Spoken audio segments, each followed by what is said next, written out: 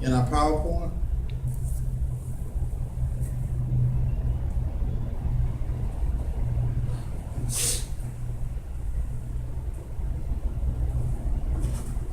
And that's not gonna change anytime we do that.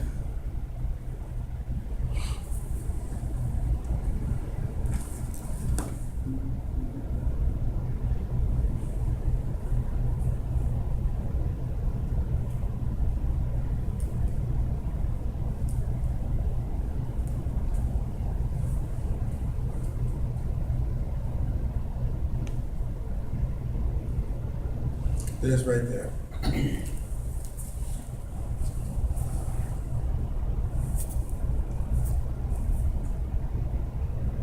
Principals accounting. Establish responsibility, maintain accurate records, ensure access and bond key employees, blah, blah, blah. Okay? So those are the internal control principles common to all companies. And that's what internal control does. Make sure these things are taking place. Okay? Next one, Noella. Hall Company establishes a 400 petty cash fund on September 9th. On September 30th, the fund shows 166 in cash, along with receipts for the following expenditures: transportation in $32, postage expenses $113, and miscellaneous expenses $87. The petty cashier could not account for a $2 shortage in the fund. Hawk uses the perpetual system in accounting for merchandise inventory. Prepare the September 9th entry to establish the fund, September 30th to reimburse the fund, and October 1st entry to decrease the fund to $300. That's a problem. So you start off with $400. Right, so here we go up here. You might. First of all, you do journal entry to establish the petty cash. That's always petty cash debit, petty credit. Okay? Then we have the following expenses. 32 for merchandise inventory. And we put in the merchandise inventory deep because remember in chapter 6, anything that helps us prepare the merchandise for sale, we include that in merchandise inventory. Postage expenses, self-explanatory, miscellaneous is miscellaneous. And there's a $2 shortage. And here's what you can do every time. If it's a short, that's an expense. So it's gonna be a debit entry. If we took in too much money, it's gonna be revenue, so it's gonna be a credit entry. Revenue? Right, say for example, Okay. we got it's But gonna be a we plus. put it in the cash short and over, right? Right, and I'm saying that cash short and over is either, once the balance is determined, it's gonna either be a surplus or a deficit. If it's a surplus, it's expense. If it's a surplus, it's a revenue. Okay? All right, any questions on that? And then the last thing is, we decrease it by $100. So we From 400 to 300. for 400. So we do the cash transaction of $100, petty cash of $100, and that's how we show that. Okay. And then the next problem, which was 3-8-6, right? We do the same thing. We establish petty cash by writing the check, and we take the cash out, and then we put it in the different categories. And that should take care of it. Any questions on that? Mm. Now in this case here, we had enough money. Can you go back for We did in the last one? We did $2 or over, under. You good? And then they tell us to do what? We got some more stuff, and then we increase it to $300. Now, Chris, when there is no shortages Mm-hmm. or surplus, it is what it is.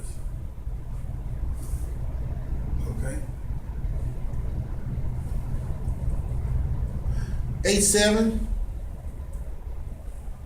Oh, I hate this. Okay, let's look at that then. That's why I be All hating right, this. here's what happens. And this goes back to Chris, right here. Mm-hmm. Book balance is checkbook balance, right?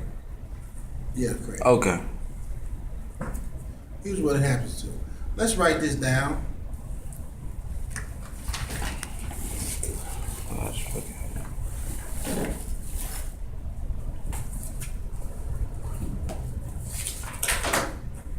Right there. Yeah. That's the formula that said, are we dealing with book or bank balance?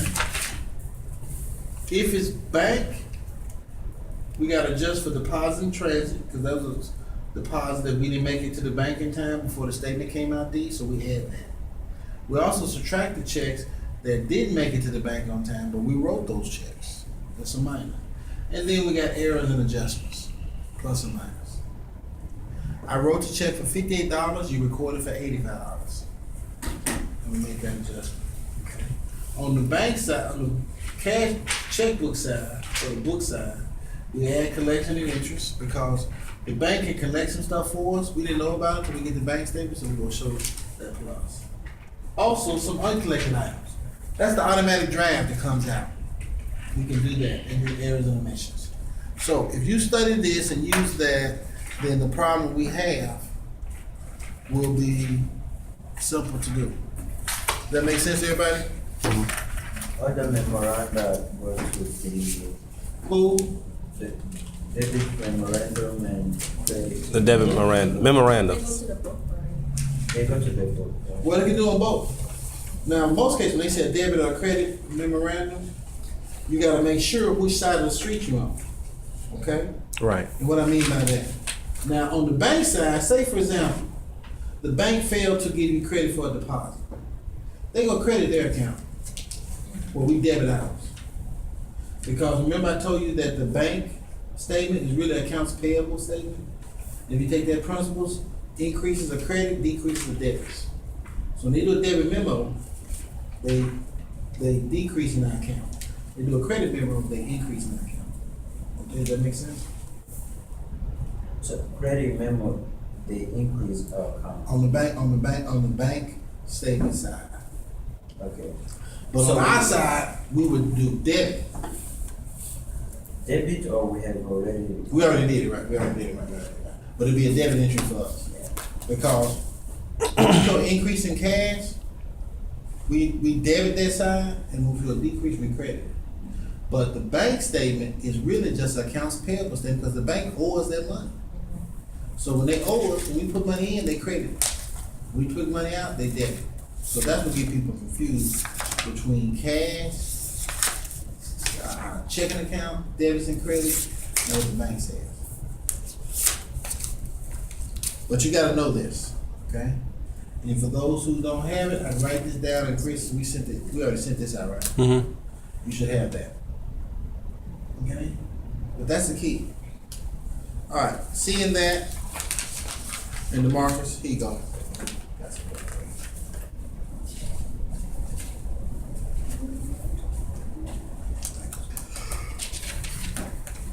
Okay, so here's what we got. Go back to that problem.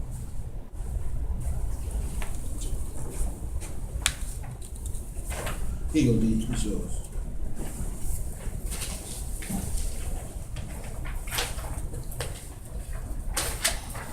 I think that's what be getting me when they say bank service charge, but then it goes to the book balance. Yeah. I think that's what be messing me up. Okay.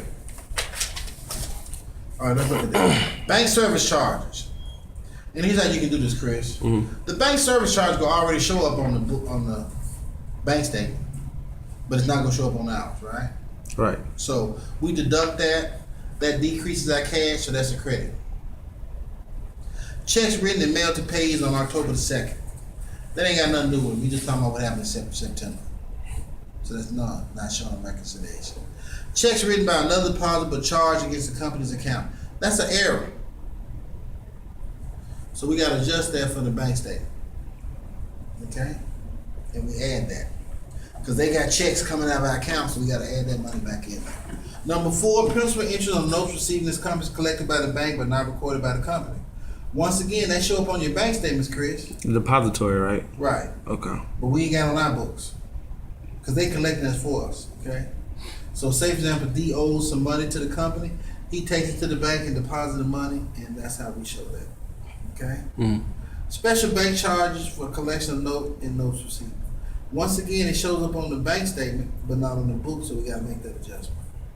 And those are charges, so that Okay. decreases our cash, so there's a credit balance. That make sense? Mm-hmm.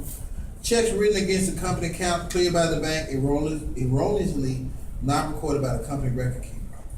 So there are cases where she forgot to record it, but it went through the bank account, so we gotta make a judgment, and that's a credit. Because that's taking money out. Interest earned on the account, we add that because again, when we pull up the bank statement, we see, oh, we made a little interest this month. Then we gonna credit that. Deposit made on September 30th, after the bank had closed. We got that on our books, the bank didn't make it in time, so we gotta add that to the book, the bank balance. Checks outstanding August 31st that cleared the bank in September. We ain't gotta do nothing with that. It's already been cleared. That's one of them fluff questions. Non-sufficient check from a customer returned on September 25th. We didn't know the check got returned, so we gotta deduct that from our cash, because we thought we had that money in the account and we don't. Okay? Checks written by the company and mailed to the payee on September 30th.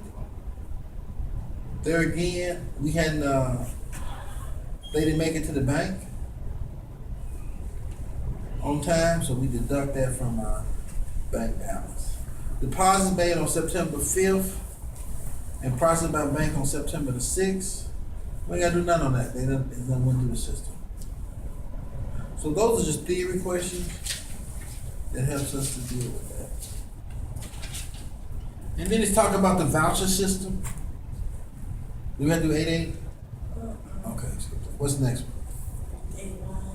Okay, bank reconciliation, there it is.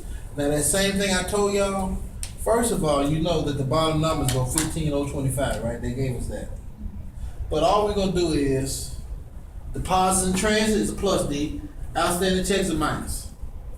Only other thing we're gonna do on this side is that there's an error as far as the bank recording it wrong. So that's pretty simple. Over here, we gotta make the error correction on check 19 and the bank service charges. And we're done. Wait. Could you go back to the 1919 thing? Okay. So what you do is you take the 654 minus the 645 and you put $9 and you put that in the book statement. Right. Oh snap! Okay. Because here's the thing All about right. it. First of all, Chris, the first step is to recognize how much is the error, Mm-hmm. and then you got to see is that a plus or minus. Okay. And you also got to see was it on the bank side or the book side. Now, if the bank made the error, it's gonna go on that side. If we made the error, it's go on our side. And in this case here, we wrote the check for less than what it was, so we Right. gotta add that to the balance. No, we wrote it for more than what it was. More than what it was, It'll be right. no. So if you wrote it for less than what it was, No, you we deduct wrote it. the right amount. We recorded it wrong. Oh, okay. We recorded it Okay. wrong. Okay. Yeah, we recorded it wrong. So we gotta add that back in there because we make it seem like we paid more than what it actually was. So we add it back in there. But it cleared the bank the right figure. We just recorded it wrong. And I think a lot of cases, like you may say, I wrote the check for $16, and you turn around and say, well, it was $61. You transpose the numbers. And that can happen. And what I do is, when I do certain stuff with accounting, I put a check mark here, and you'll find out later if you take auditing. Put the check mark here, then when you come back and double check, you put an X through the check mark, which said I done checked it twice. If you don't have that, then that's a problem. Hey Phil, call me back. I'm in class at 12.